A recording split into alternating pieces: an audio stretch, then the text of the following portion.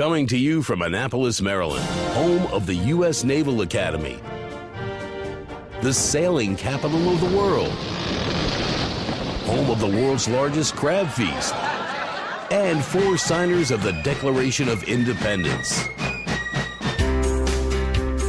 This is the Eye on Annapolis Daily News Brief, a daily roundup of local news that you can use, including local sports, local events, local opinion, and local weather from DMV Weather. Now here's your host, publisher of Eye on Annapolis, John Frenaye.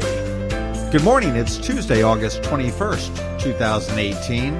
This is John Frenaye, and this is your Eye on Annapolis Daily News Brief.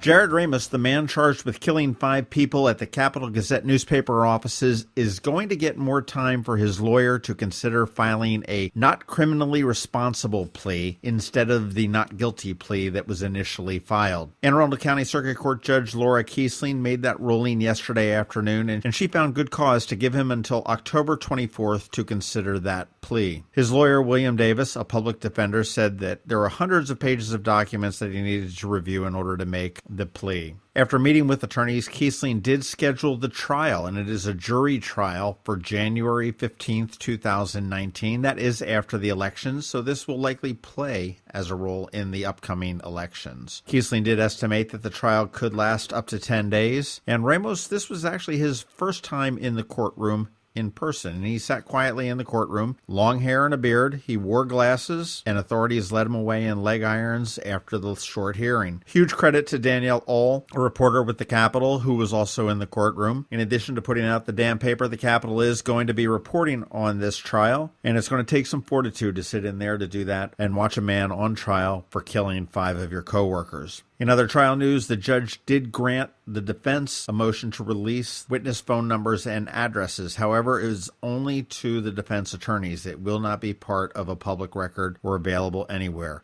State's Attorney Wes Adams had asked that those names be sealed, but the defense attorney successfully argued that he should have access to them. To remind you, Ramos does face 23 charges. 5 of them are first-degree murder charges in the deaths of Gerald Fishman, Rob Hyacinth, John McNamara, Rebecca Smith, and Wendy Winters in the June 28th attack. He's also facing attempted murder charges against Paul Gillespie, as well as various assault and gun charges. If found guilty, and this is guilty, not criminally responsible, he does face a life sentence for each of those 5 counts.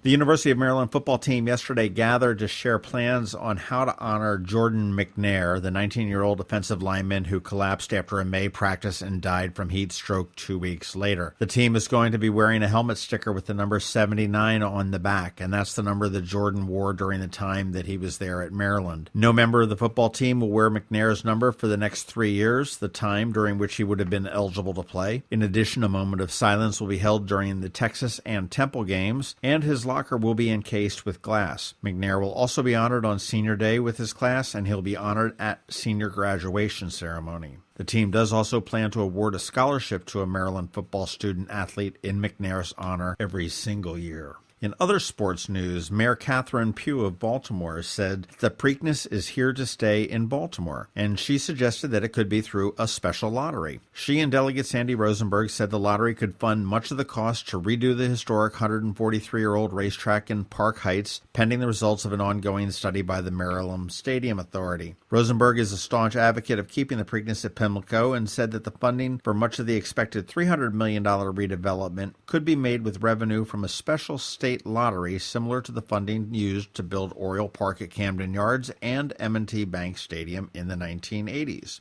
However, all of those are on hold until the Maryland Stadium Authority releases the second phase of a report on the viability of Pimlico to continue to host the Preakness, and that report is due out in November. The first phase of the report said that it would cost about $300 million to redevelop the racetrack, and Pimlico's owners, the Stronach Group, have been mulling whether to move it over to Laurel Park here in Anne Arundel County, and they seem to have been pretty happy and pretty excited to do that. So I'm not so sure that the Preakness will stay in Baltimore, but stay tuned. We should know more about that in November when that second report comes out. Something I didn't know, but yesterday was World Mosquito Day. It was also World Radio Day or International Radio Day. I saw something on Facebook with WNAV. Everyone was saying, hey, congratulations for National Radio Day. But back to the mosquitoes. It was yesterday. It was World Mosquito Day, and the fine folks at Terminix have released its list of the top 25 mosquito cities. Obviously, the Terminix people don't have too much to do because they can come up with a list for this. But Washington, D.C. ranks number 3 behind Dallas and New York City, and Baltimore ranks number 10. And as I look down the list of 25 top cities, what would be considered that New York-Washington corridor accounts for 5 out of the 25. So in case you didn't know it, you know it now. We're having one hell of a mosquito season this year. That is about it for the top news today. Please make sure you're checking out eyeonannapolis.net throughout the day because we do update it throughout the day with all of the current news. And stay tuned because we have George Young with your local DMV weather forecast, and he is coming up right in a few minutes. September 29th, the inaugural Twist and Stout Festival at Quiet Waters Park along the shores of the South River. Twist and Stout, a Maryland wine, craft beer, music, food, and arts festival, presented by the Arundel County Department of Recreation and Parks, along with the Maryland Wineries Association. Sample dozens of craft beers and Maryland wines, dance the afternoon away to the sounds of Saved by Zero and the Groove Spot Band. Watch the plein air painters and shop dozens of artisans, crafters, and food trucks. Tickets are on sale now at twistandstout.org. twistandstout.org. September 29th, Twist and Stout at Quiet Waters Park, 11 a.m. to 5 p.m. Tickets at twistandstout.org. This is Maryland. The weather can be nearly unpredictable. We've got George Young from DMV Weather in Annapolis to sort it all out. Hey everyone, this is George with DMV Weather, and this is your Eye on Annapolis forecast for Tuesday, August 21st. So here's the deal for Annapolis and all of Anne Arundel County. Get through today and tomorrow, and the reward will be 4 straight very nice days of sunshine and cooler temps, especially Thursday through Saturday, before some summertime heat kicks back in Sunday into Monday. Today, look for rain, especially in the PM hours. Some storms could be strong to severe with temps in the low to mid-80s. More rain and more 80s Wednesday. Then we're looking at sunshine and 75 to 80 on Thursday, followed by more sun and 80 to 85 Friday and Saturday, before temps get back into the 85 to 90 degree range Sunday into early next week. But all in all, a great forecast for the region late week through the weekend. Okay, that's it for today. Make it a great day, and be sure to follow DMV Weather anytime at dmvweather.com or on social media via Twitter or Facebook, or especially on our free app that you can download from the Apple App Store or Google Play Store on all of your devices by searching for DCMDVA Weather, so you can always stay weather informed. But remember, whatever the weather outside, have fun and be safe. Hi, I'm Anne Arundel County Executive Steve Shue. Pain never killed anyone, but heroin does. We're tired of losing our mothers, fathers, daughters, and sons to this epidemic.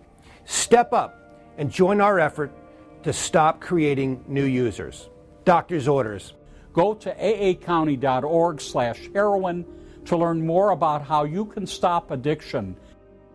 Suicide prevention starts with everyday heroes like you. Join us Saturday, September 22nd at the Navy Marine Corps Stadium in Annapolis as we walk to fight suicide. It's the 10th annual Annapolis Out of the Darkness Walk.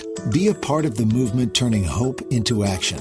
Funds raised will benefit the American Foundation for Suicide Prevention. Register today at afsp.org/Annapolis. Together, we can help stop suicide. Thanks for listening to the Eye on Annapolis Daily News Brief. If you like what you heard, make sure to tell your friends and colleagues about it. And also tell them about our website, eyeonannapolis.net, where you can find much more. Be sure to check out our other weekly podcast, The Maryland Crabs. This podcast comes to you every Monday through Friday at 7 a.m. Thanks for listening, and we'll see you next time.